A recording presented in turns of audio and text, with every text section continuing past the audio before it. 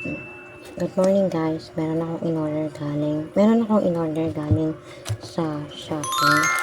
And ito yung mga pictures namin. Yung mga ka-church mate ko. So excited na ako magbukas. Sana maganda yung resulta. Let's go.